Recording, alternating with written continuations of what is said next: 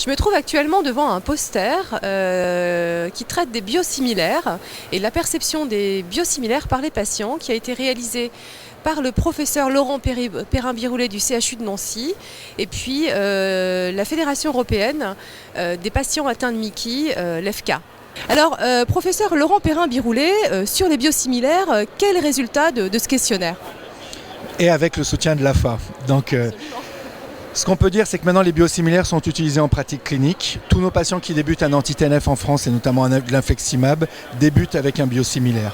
La seule question qui reste encore un petit peu en suspens, c'est les patients qui sont sur la molécule originale qu'est le Remicade. Est-ce qu'on doit les passer à un biosimilaire? Donc voilà, maintenant on va dire c'est la réalité. Les médecins avaient beaucoup de résistance, beaucoup de questionnements quant aux biosimilaires. C'est en train de changer puisque maintenant on les utilise dans notre pratique clinique. Mais bien entendu, maintenant il fallait avoir l'avis des patients. Il n'y a à ce jour pas d'enquête dans le monde qui a demandé ce que les patients pensent. Et c'est vrai que c'est important parce qu'il y a le coût, mais il y a aussi est-ce que le patient va être prêt à avoir un médicament qui est un petit peu différent, ou ce qu'on dit une copie, ce qui n'est pas le bon terme, la molécule originale. Donc c'est une enquête de pratique qui a été faite en Europe, via l'Association européenne de patients. On a demandé aux patients des questions très simples. Est-ce qu'ils connaissent les biosimilaires? Alors selon les pays, quand les pays on les utilise, ils les connaissent un petit peu mieux, mais il y a encore beaucoup de patients qui n'ont pas entendu parler des biosimilaires. Et puis surtout quand on leur demande qu'est-ce qui est important, l'efficacité, la tolérance, on sait qu'on va faire des économies de santé. Eux ils disent mais moi, ce qui compte c'est ma santé. Et c'est vrai que même et l'efficacité et la tolérance, même si on gagne un petit peu d'argent, moi je veux être sûr que cette molécule soit fiable, qu'il n'y ait pas de soucis particuliers. Je crois que les données s'accumulent dans ce sens. Il va falloir de l'éducation thérapeutique, là je crois que ça va être vraiment quelque chose de clé. Et puis on sait que quand on prescrit un biologique, le point important lors de la consultation, c'est d'impliquer le patient. D'impliquer le patient pour que notamment on puisse avoir une bonne observance du traitement. Donc il faut le discuter lors de la consultation et on ne peut pas dire à un patient vous débutez un anti-TNF comme un autre, il faut essayer de lui expliquer ce qu'est un biosimilaire et aussi lui faire comprendre que ce n'est pas un générique.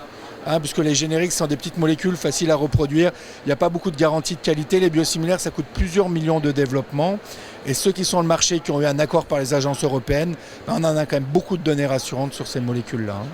Ce qu'on peut dire, c'est qu'il y a eu maintenant plusieurs milliers de patients traités dans le monde, plusieurs centaines de patients en France. Pour l'instant, aucun signal, aucun problème n'a été détecté. Bien entendu, il va falloir continuer à suivre ces patients.